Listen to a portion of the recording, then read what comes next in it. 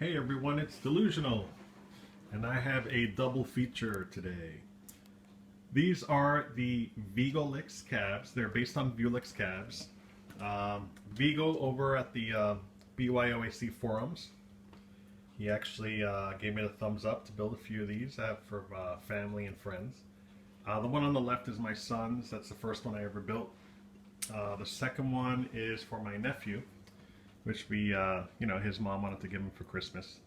So it all worked out. My son, I just built it. I mean, I give him other stuff for Christmas. I built his over the summer of 2014. So,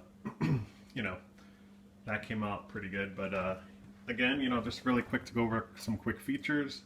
I have the plexiglass over the CPO overlay. I just took a standard overlay, which is very durable, put it on top. The top, this is actually a plastic piece I got from Home Depot. You just spray painted it. It just came out really good for a marquee bracket there. And then the simulated T-molding is just paint. I took the original T-molding, the Galaxian green, went over to Home Depot, color matched it. Actually came out great. It's better than I thought it would. So gives that illusion that it has T-molding even though it's half-inch MDF that I used. And I did the same on here. I got the light blue, color matched it. I did the same with pink. See if I can grab it here. Yeah, this is the next one I'm going to build for my niece.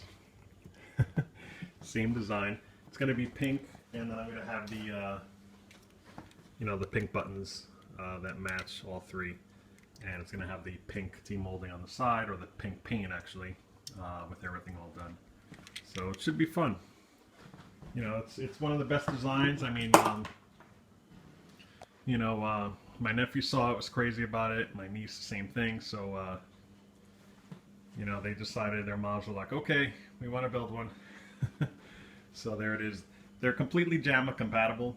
So you could stick any JAMA board in there. It is an 8-way or 4-way joystick. It's just adjustable underneath, which I'll show you right now.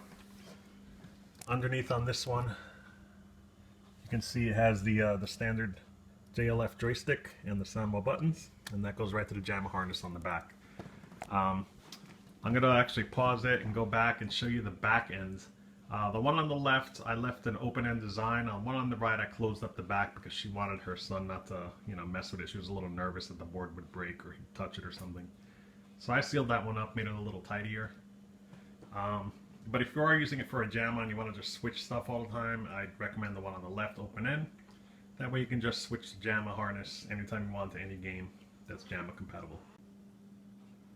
Okay, so I turn these around for you. You can see both boards are on, but you only see one side blinking. That's because this side over here is covered up. I just put a half-inch board over it. It has 4 screws, 1, 2, 3, and 4. Easily comes off, and then you can adjust the dip switches or switch out the harness if you want. Or on mine, I just left it. My son doesn't really mess with it. He's 6 years old, and I always have it against the wall. I never have it open anywhere, so no one ever touches it or anything.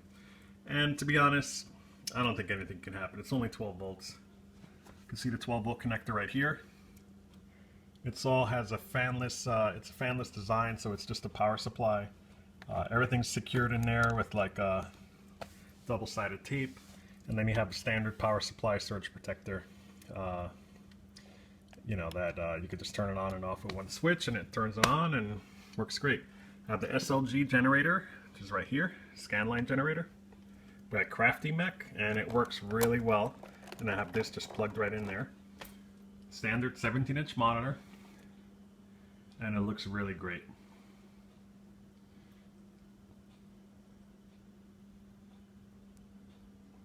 That's all the detail. The thing I did differently on this one, because I put a door on it, I wasn't able to put the speakers facing down. You know, I had wanted it originally to be the sound to go down. It still sounds fine, and you're able to adjust it with the buttons here. However, on this one, I put it on top, and I kind of like it better that it's up a little bit. So it's just easy to reach. You can just reach around, either turn the power off to have silent, or turn it on. And there's also a headphone jack right here, so you can just pop headphones in and either have the wire run straight back to the front or have it from the back. So they're nice low profile design there. And then all you can see on the bottom really is just the power supply and the power supply for the speakers. And you know, still a couple open ones here if you ever want to plug anything else in. But I also got an extra long surge protector. Can't remember how many feet it is, probably like 6 feet or something like that, maybe a little more.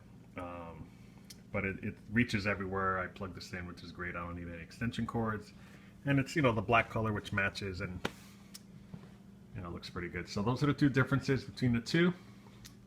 And my third one's probably going to be either another green one or pink. Probably pink. My goddaughter has been begging for one for years. You know, so we'll see what happens with that. I may stick another 60-in-1 in there, or I may upgrade it to you know, a different board, maybe a 412-in-1, or even an arcade SD just to mess around with it. I may not keep the arcade SD in there, but at least I'll kind of get a feel for it. So we'll see what happens with that. So that's the back of them. One other thing I'd like to point out, I don't know if you can see it, but I mean, I'm 6'2" and I fit very comfortably here. Children, like my son and my nephews, they like to kind of stand up and play. My son kind of is getting used to sitting now, so he'll sit in like a folding chair, a standard folding chair. Works really well. So let's go ahead and play another game here. Let's play.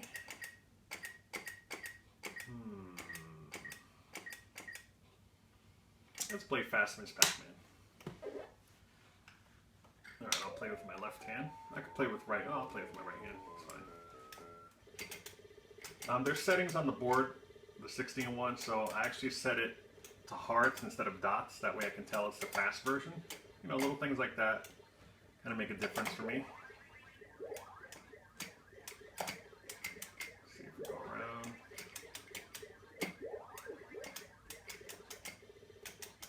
And as you can see, it responds really well. The four-way works great. So I hope you guys enjoyed this video of the Vigolixes that I built. Thanks again goes out to Vigo, who made this brilliant design that he built the prototype and stuff and kind of refined it a little bit. And also the other forum members at byoac.com or arcadecontrols.com. You know, with the SketchUp files that they built. I think Dr. Check made a SketchUp file on this and kind of based it on that as well. So yeah, so there it is. A lot of fun to build. The green one I built, I believe, over the summer. And this other one I finished in time for Christmas. So, you know, my nephew can finally get it. So I hope you guys like it. Leave some comments below. Like it if you like it. Dislike it if you dislike it. And hopefully I'll get some more projects rolling, even though it's freezing outside. I might get more projects going in the spring, but for now, if you guys have any questions or requests, I do take requests. So if you need anything like how to wire stuff up, or you know, how I feel on certain things, or want me to test something out, that would be great. Currently, what I want to do is I want to take these out, and I want to put some new Dominic sticks in it, and kind of review those, and you know, see how it is for my Ultra Arcade.